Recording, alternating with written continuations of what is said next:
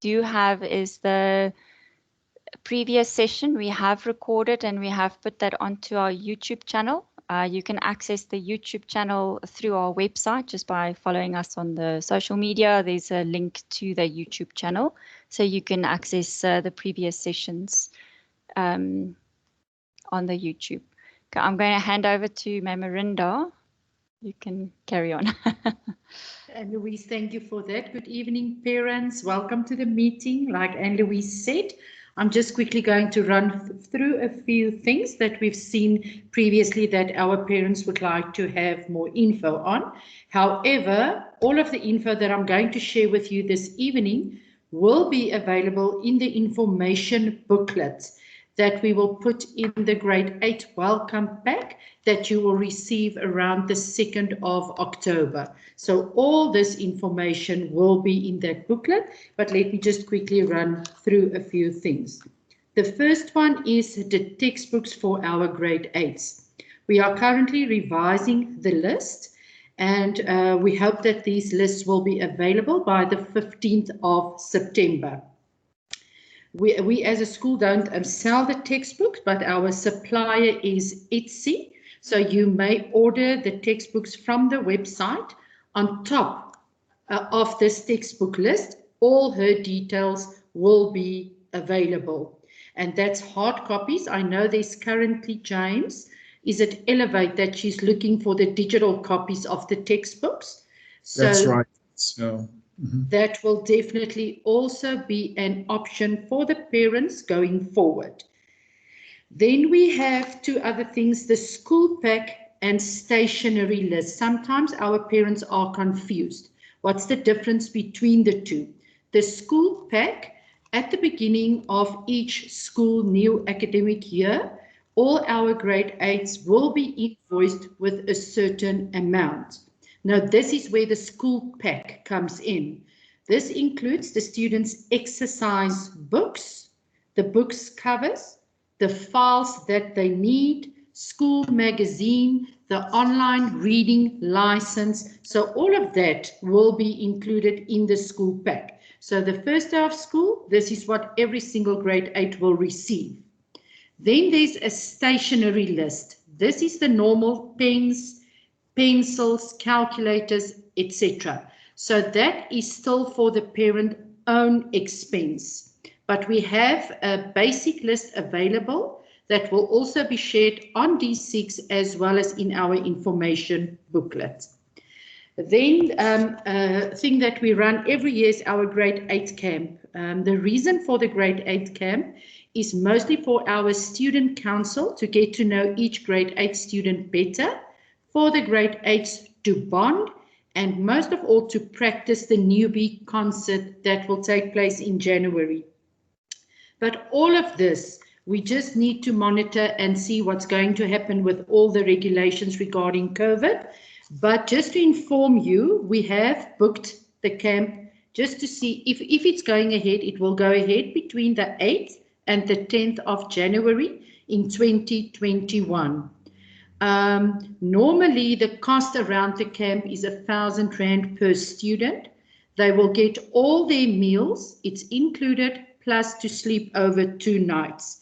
But like I said, we have booked the space, but we are awaiting. So as soon as we have more detail, we will share that with you. And normally we ask our parents to pay this in advance so that it's paid before the 30th of November. That's regarding the grade 8 camp. Then the newbie concert, that's also a big highlight for our grade 8s. Currently, the date for that is the 28th of January. Very important here is also if it's going to go ahead, our students will practice from Mondays to Thursdays from 2:15 till 3:15. This is for us very important that your child will attend these practices, because again, if they don't become part of the group like we would like them to. And even if they are too shy to participate in the concert, we sometimes use them for the decor or for anything that's needed, we use that. And that same, it's a Thursday evening, will be our blazer ceremony. That's for the first time where the grade 8s will be allowed, where they receive their blazer and they actually become part of the alma mater high school formally. And then the last thing from my side is the school uniform. Our girls, they wear the same uniform, winter and summer. That is a white shirt, that checkered skirt that you can buy from Armour & Son, a navy blazer, a red jersey, and then a red cravat. The only thing that they cannot buy from Armour & Sons is the cravats, and they wear white socks. And the only difference between the summer and the winter uniform is in the winter, the white socks get replaced with the navy tights, and there is also pants available. For our boys, their winter summer uniform exactly the same, grey pants, black shoes, white shirt, navy tie, and a red jersey, and the navy blazer. I don't know if any of you have any questions, but that's everything from my side. Okay, James, then I'm going to hand over to you. Thanks, James. Thank you, Louise. Thanks, Miranda. Okay, good evening, ladies and gents. I have the honor of discussing subject choices, but just before Anne-Louise puts that up, this year we were on 74 grade 8 students, 3 classes, 74 students. We now sort of in the high 60s regarding the grade 8s for next year. So if you've received your scholarship letter and you haven't replied yet, and that is, of course, if you want to join the high school, then please communicate to the ladies rather urgently. If I don't think we'll be opening a 4th class, I think Miranda will just pack her bags and leave if I ask for a 4th class, but that's it at this stage. So 3 grade 8 classes again for next year. Regarding the scholarships, yes, we do them every year for all grades. And it's, yes, we look at results, most definitely. But you'll see from next year onwards, in the 3rd term, we do the scholarships again. And attitude to learning is very, very important to us. It's not necessarily having that tremendous average, but attitude to learning is absolutely what it's about. We've learned over time that that's what separates them. Okay, so Anne-Louise, if you want to add that wonderful form of ours, thank you. We'll just wait for a few minutes. I always know it takes a few minutes to come up. And Louise, if we can scroll down, I almost tried to scroll down there. That won't work. If we can scroll down even slightly further, or the next page, even further down, that's the keys. Okay, if we can stop right there. Okay, now, in looking for a high school for your child, obviously as a parent, the question you want answered is, what is the school about? I don't believe all schools can be good at absolutely everything. Our school, the high school, what we focus on is very much university entrance, to prepare students for university, to have a 100% pass rate for first year university. In most years, we've achieved that. If it's not 100, it's high in the 90s. That's what it's about. Cambridge is brilliant at preparing students for universities. It's why the curriculum was written by Cambridge originally. Yes, last year we had 60 universities on our campus doing recruiting. Now, that's a lot of universities. We have days constantly early in the year where we get the universities to come and talk to the students in the hall, and parents are invited as well. So please feel free to join your child on that day in talking to the various universities. Right now, with the COVID pandemic worldwide, there's tremendous opportunity for students with an international qualification, obviously because students are desperate, universities are desperate. We're also blessed in that regard that our exams will continue as normal, and that our students will have their results to continue on to university. Okay, so that's what it's about. Yes, sports, culture, it is all there, but university entrance and academics, it's the focus. This is what it's about. Except for the subjects that we offer, we've also started a program where we've added quite a bit to the subjects. None of it is compulsory, but we highly recommend that you look at it. Last year, we took a group of our students to Tokyo, Shibaru Institute of Technology, where they spent 3 weeks in a laboratory working with a professor from the university on a specific topic. And then at the end of that period, they had to present it to a committee. This year, we also added UBC, University of British Columbia. Unfortunately, because of COVID, we did not go. We also add IPQ. IPQ is a brand new subject, International Project Qualification, and it's literally a mini dissertation, if you can call it that, of 5,000 words that the student can do on absolutely any topic.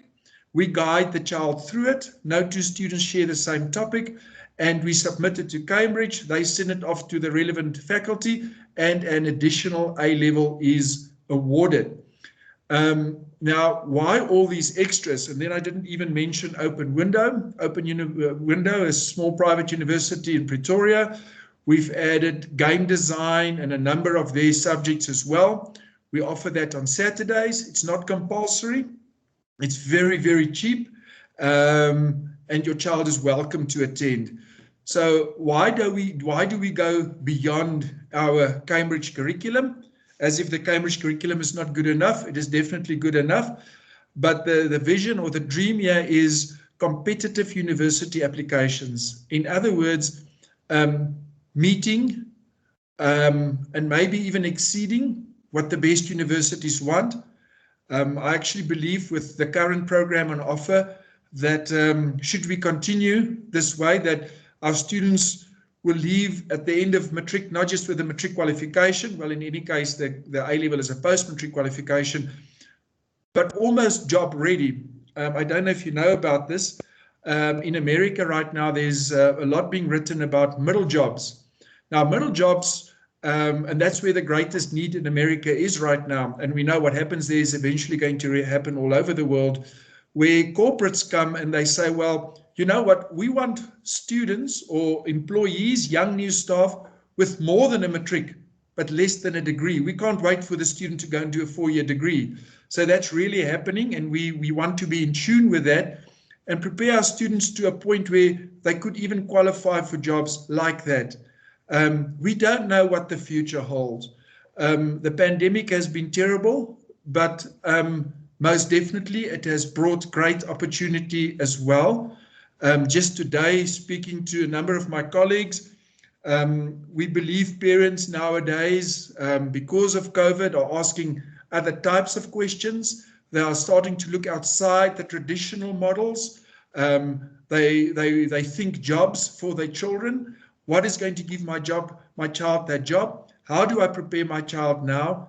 And not just subject-wise, having all the subjects, but having the skills as well. And there's skills that we can add at this level. We don't have to wait for university.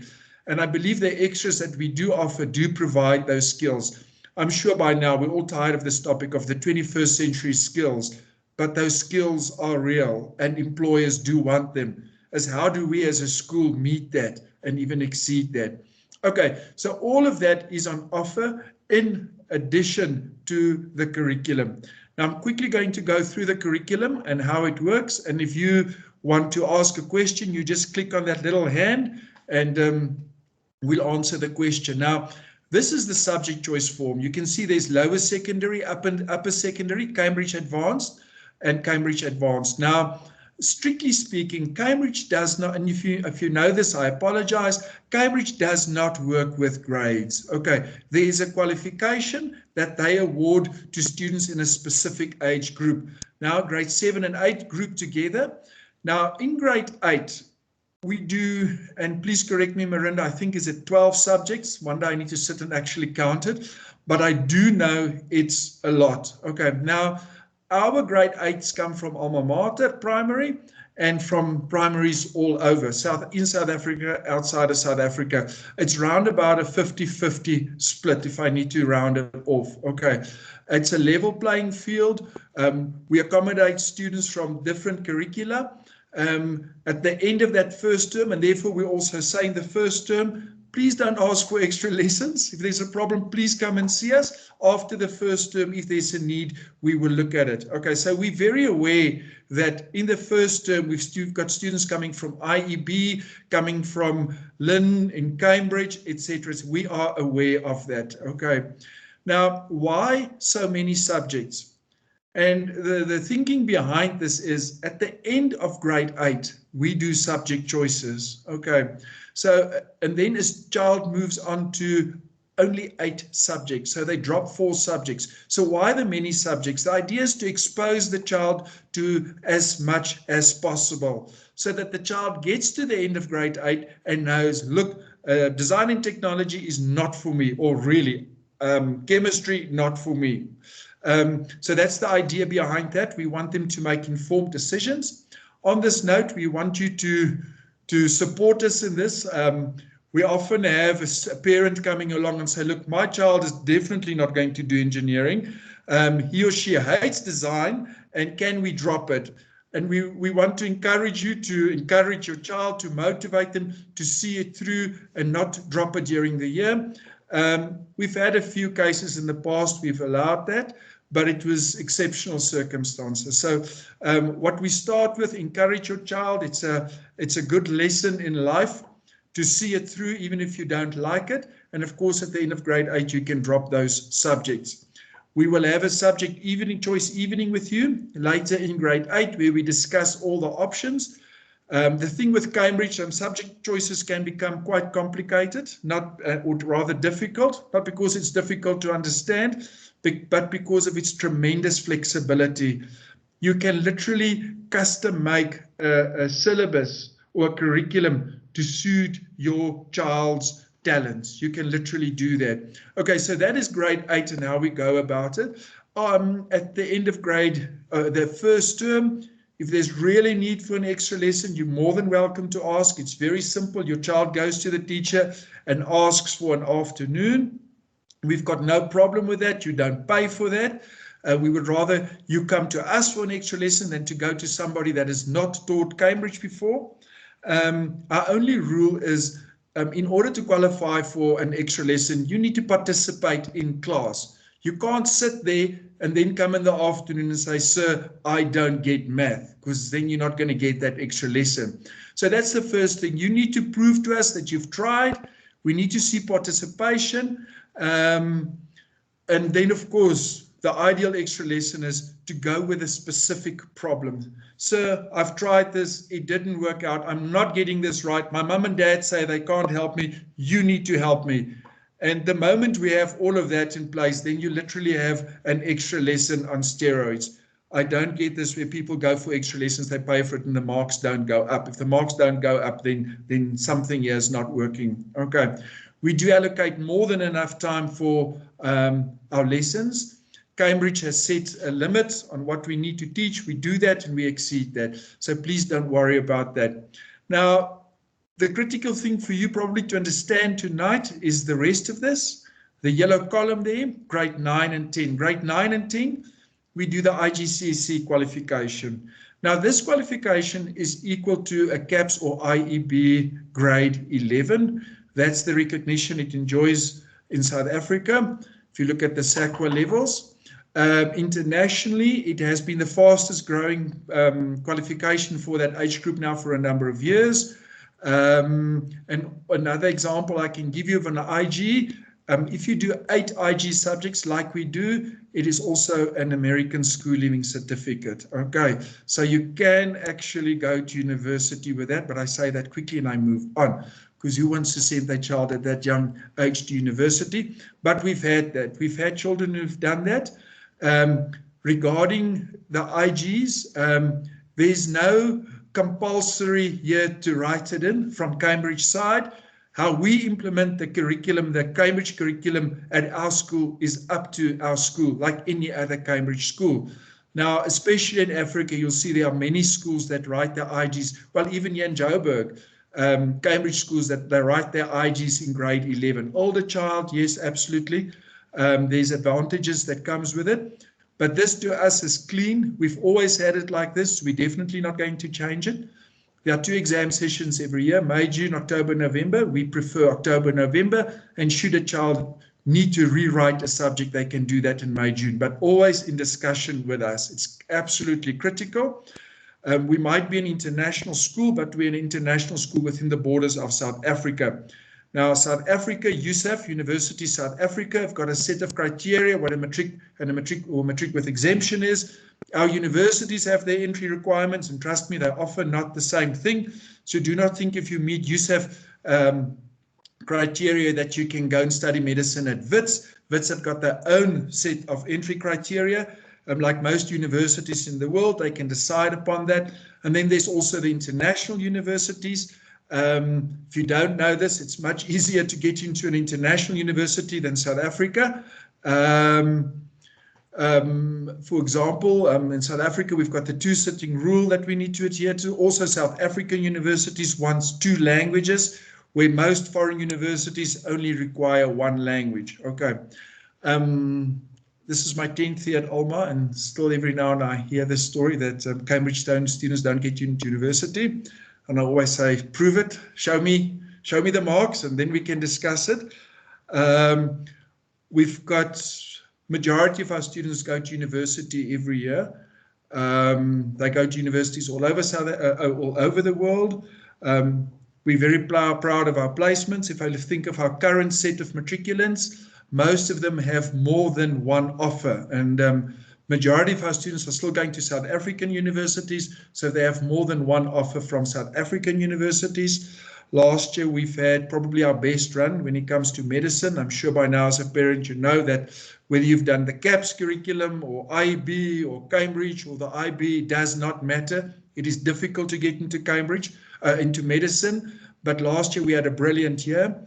Admissions is something that we've become, I would like to say, experts at. We've got close relationships with many universities. If there's a problem with admission, we don't deal with admission staff. We've got different contact people that we talk to. If I think of UCT this year, they've handled the alma mater students' applications as 1 big application. It was a new experience to us. I quite like that. So if there's any problems, we can tend to it immediately. When we get to this point, I highly recommend that you don't go it alone, but that you make use of our admissions department. International universities as well, we've got great relationships. We're very strict in that. Right now in the world, universities, and we see it in South Africa happening as well, and we support that, where universities are moving towards school-supported applications. In other words, they don't want the child to do the application, they want the school to do it on their behalf. Why? Because of the following reason. In the past, for example, when it comes to predicted results, things were cooked. And the moment if you pass the application or the responsibility of the application onto the school, it can't happen, because we cannot jeopardize the applications of generations of Alma students to come. So if we say to a university, this child has done 3 A levels and he's going to achieve an A, a B, and a C, then we stand by that. We will never ever send up 3 A's just to get the child in. We'll never ever do that, because universities actually do have a little black book, and schools who do that, their students go last into the line. So we're very particular to that. Unfortunately, the predicted results that we set in, they stand. We're not negotiable on that, and now I think you understand why. Okay, so please make use of us. Regarding the IGs that we do in grade 9 and 10, the IGCSE is a qualification that we spread out over 2 years. In other words, at the end of grade 10, you write on all the content that you've done from the beginning of grade 9 right up to grade 10. Now, usually, depending on subject, halfway through grade 10, we finish the syllabus and we start doing revision, etc., etc. Okay. Many of our students drop 1 language at the end of grade 10. For example, drop Afrikaans, and then they only proceed with 1 language onto AS or A level. IGCSE is a wonderful qualification. We've seen it that international schools who don't offer the ASA levels, for example, the IB schools, the baccalaureate schools, love to offer the IGs, and then they proceed with the IB on the higher level. Okay. I think that's on IGCSEs. And Louise, have I perhaps or Marinda left out anything regarding the IGs? I think just the international recognition for IGCSE. Okay, well, and Louise, go for it.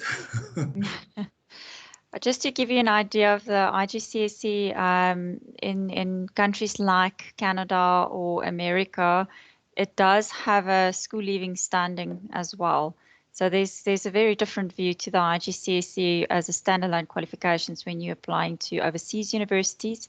And please remember, when we look at the IGCSE, the final results these are the results that we use to apply to all universities, whether it be local or foreign. So it is a very important qualification that has got good standing worldwide. There's obviously, we are a UCAS center, so we do bulk applications to the UK.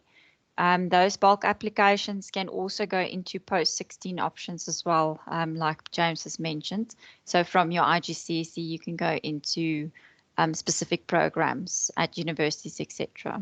So just a little note on the IGCSE, but that's we've also made some interesting notes on the website regarding the IGCSE qualification that you're welcome to read through. Okay, thank you, Anne-Louise. Okay, then to wrap it up, once your child has completed grade 10 and they've received the IG certificate, they've got a choice. They can either follow the blue path there and do 6 AS subjects, or they can follow the red path and do 3 A-level subjects. Now, the difference between an AS and an A-level, very simply put, an AS means you've completed 50% of an A-level. So 6 AS subjects, 6 times a half equals 3. So whether you do 6 AS subjects or 3 A-levels, the workload is exactly the same. But defining an A-level, roughly equal to first-year university, it is seen as a post-matric qualification. The best universities in the world want 3 A-levels, okay? From time to time, we do have students doing 4 A-levels. We don't recommend it. Why do it? Rather enrich your curriculum with the other programs that Louise have mentioned and I have mentioned. It is a crazy workload. And why end off with 4 Bs or 4 Cs instead of 3 As? The 3 As are much more valuable. Okay. The 6 ASs, they're grade 11 and 12. We don't do more. You can do fewer. In South Africa, 4 AS subjects combined with 1 IG is a matric with exemption. Okay. But for example, if you want to get into Wits, medicine, 6 subjects, like the CAPS students, exactly the same.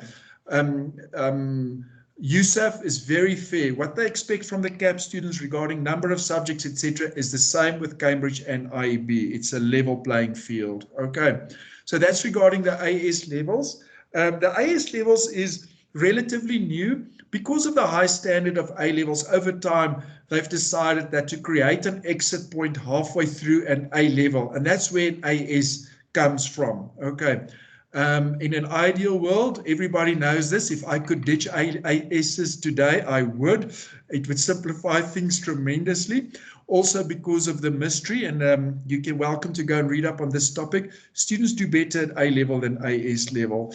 If we've started offering A levels 3 or 4 years ago, and I read up about this, international schools often say this, and I thought, no, not at this school. And I must tell you that if I look at our results, matric results, our A-level students do better every year, and by quite a margin. Why? I'm not sure. Maybe it's the focus, fewer subjects, I don't know. Maybe it is also the fact that you have the complete picture and that you don't stop halfway through it. But that is our experience. I highly recommend that. South African universities have always accepted ASs. Most of them A-level, and we see more and more of them moving towards the A-level qualification. And obviously, that's something that we support absolutely.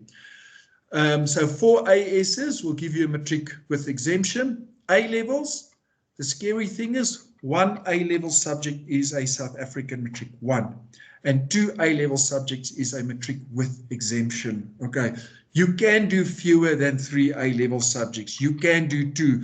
You can do 1. If your child is not that academically inclined, you can do 1. I can't remember whether we've ever had it, but yes, you could.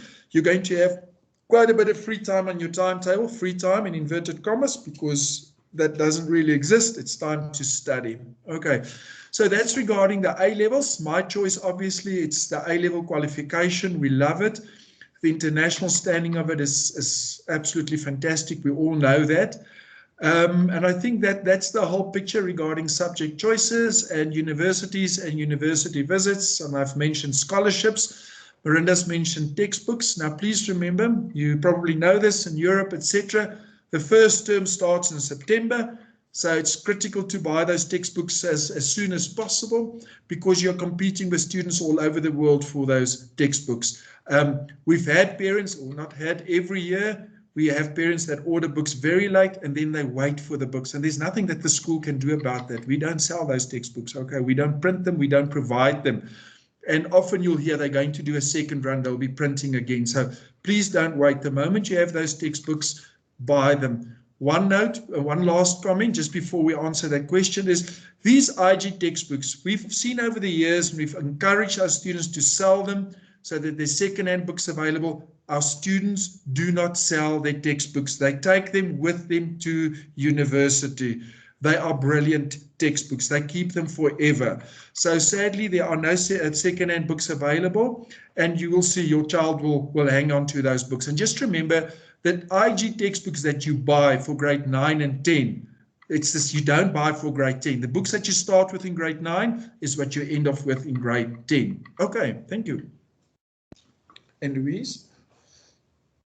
Okay, Zwazu, I hope I pronounced that correctly. If you want to ask your question first, and then I'll move on to the chat question. No problem. Thanks very much for the informative session. I just have two questions. The first one regards the languages for AS levels. So you've said that South African universities are quite strict on 2 languages. But if somebody has done English at IGCSE, which I know I used to call it O-level where I come from, yes. They have sufficient, they have 2 languages already. At AS level, is there a restriction that they must do 2 languages, or it's now 1 language, or there is no more? One language on AS is absolutely fine, yes. And in South Africa, the second language can be absolutely any language.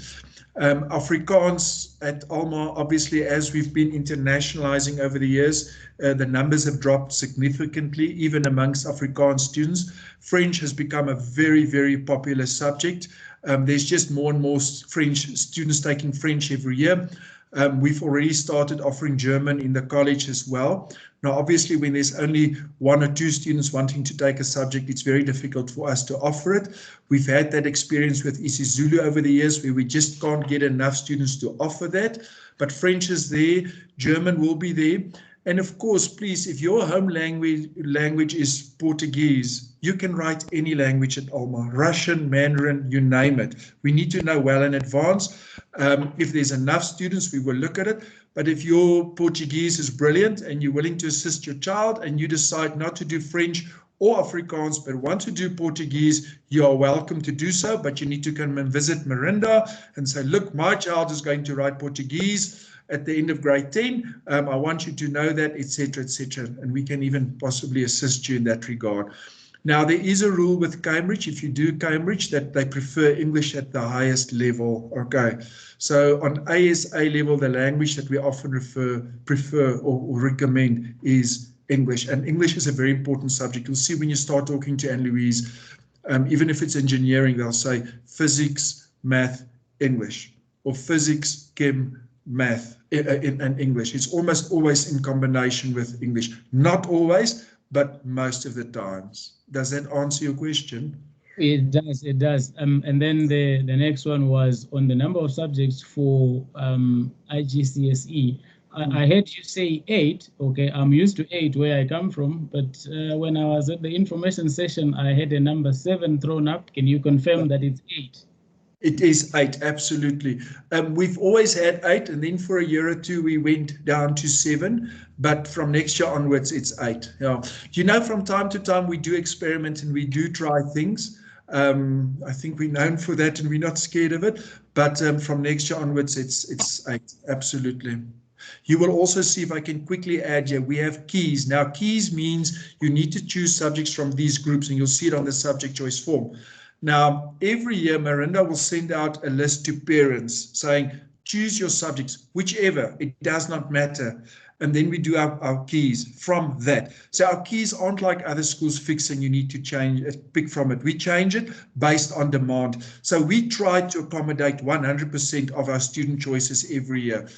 Every year, not every year, we've had 1 or 2 years where there was 1 or 2 students literally where we said, sorry, we need to build a timetable and now you need to make a hard decision between geography and design. Okay, but we try our utmost best, and therefore, like crazy people, we redesign the keys every year based on that age group. So if you look at the subject choice form, you'll see there's different blocks for grade for IGs, As, etc., because that was based on that specific group's needs. Okay. Perfect.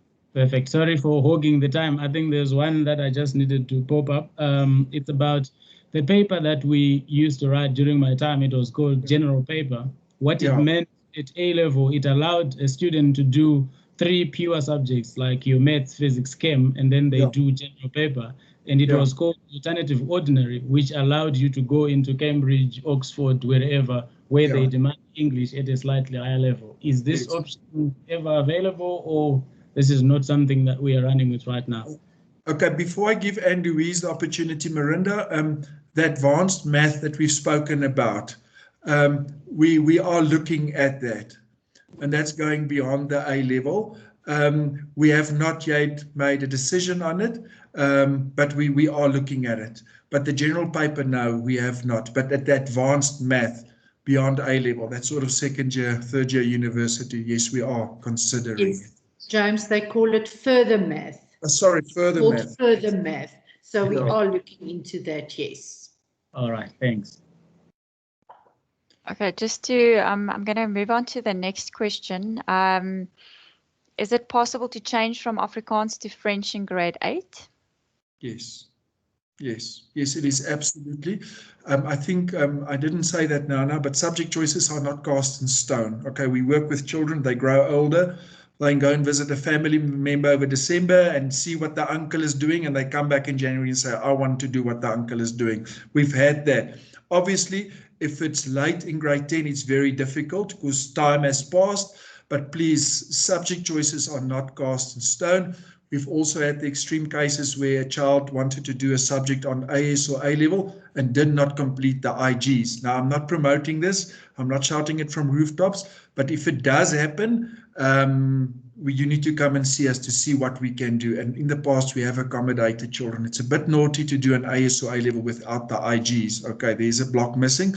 But we've had that, and we've had students completing it successfully. Okay. We've also had a number of our grade 8 new intake that started with French as from the beginning. It was a new subject for them, and it's been fairly successful according to me. So I don't think it would be a problem. And maybe what we always recommend for some of the students, if they're very good at Afrikaans, is to still keep the Afrikaans and start with the French. And they can write both of those languages on an IGCSE level just as a backup if the French doesn't go as well as planned. But I'm sure that they would find that it would go well if the student is committed. And then the next question there, I've tried to answer that just by attaching the subject choice form link on the chat group, is what is the compulsory subjects for grade 8. You will see that all of the subjects that we offer, except for the choice between the languages, you can correct me, Marinda, are compulsory to the grade 8 students.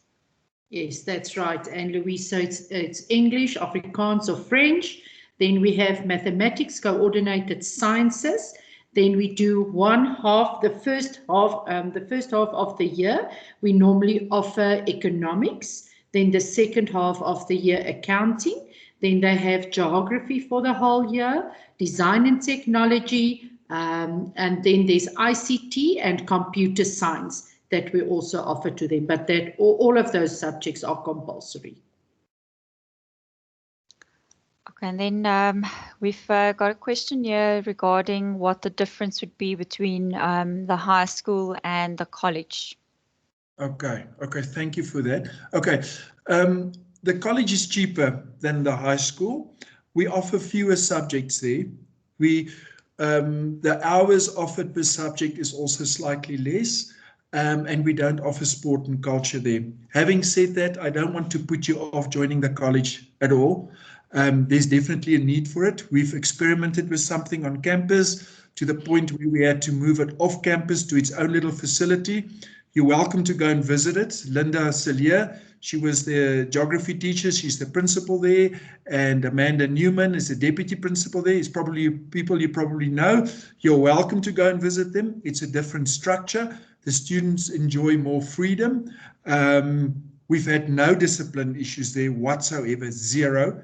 They don't wear a school uniform. They can have the longer hair, etc. It's not a problem. Yeah, I think it's a small success story there. I love the college and the way they do things there. It is not a high school, therefore the college name, and it is absolutely open to you. Do you know what?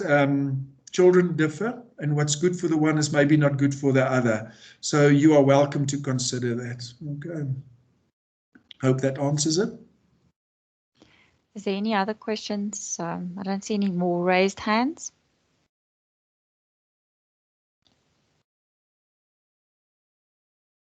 Okay. Yes. You're welcome to ask your question. Sorry, I've had to put up my hand. I've just gone through the list that you have provided, and it seems that you have made English compulsory for A level. Is this recommended or compulsory? Obviously, there are groups that. I came from a background where it was maths, physics, chem, or maths, accounting, and something better suited to what I intended to do than English. Since I had done it at IGCSE, it was sufficient at that point, and then I just want to understand. Yeah. No, English is not compulsory. Highly recommended, not compulsory. But you know what? At the end of the day, it is about, number one, which university? In other words, which country? And what does your child want to go and study?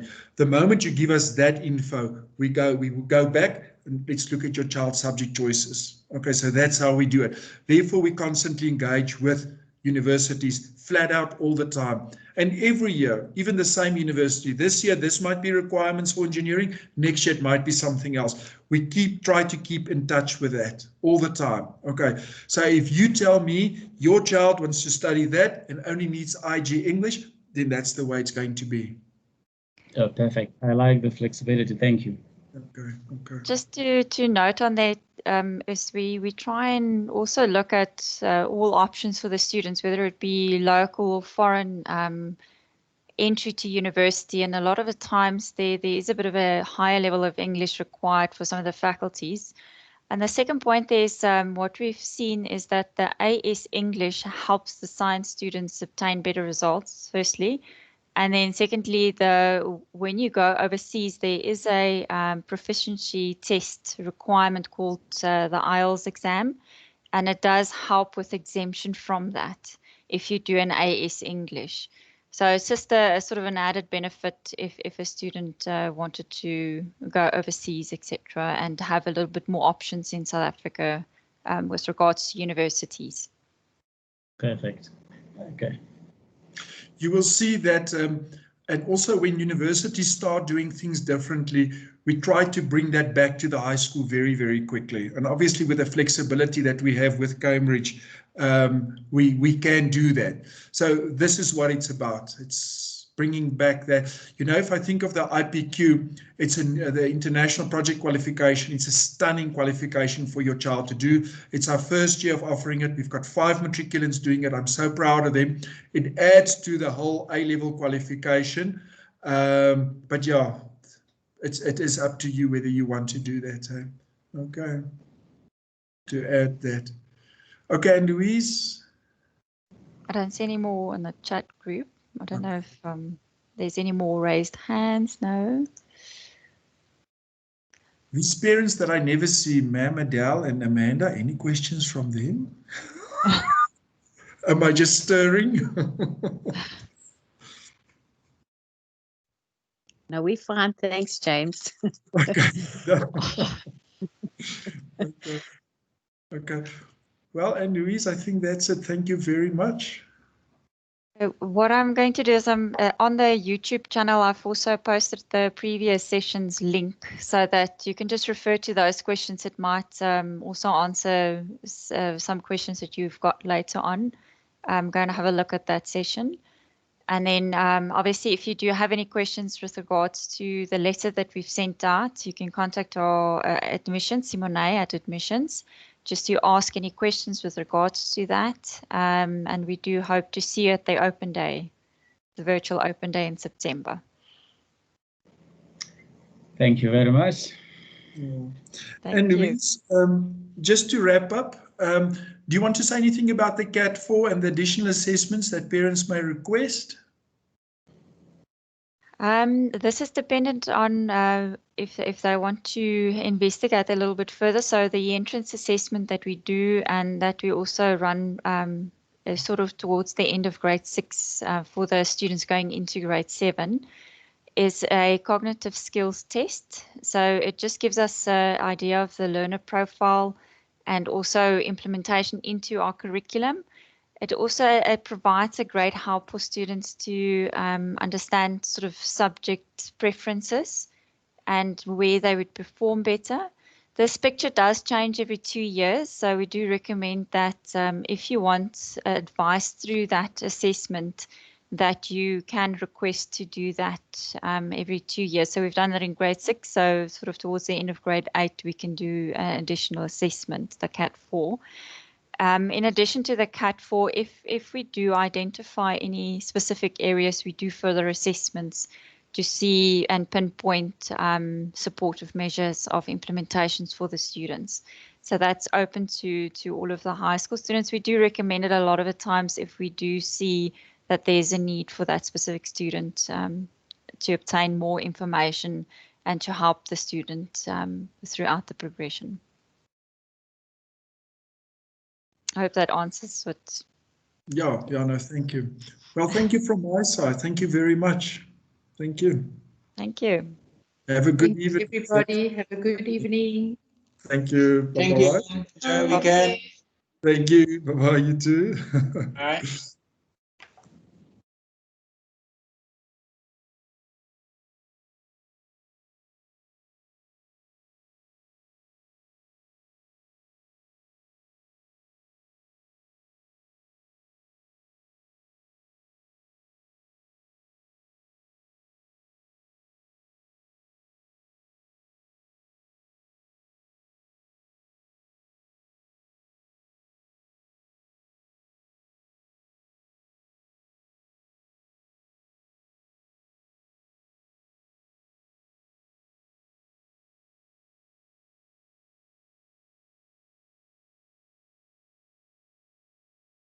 Thailand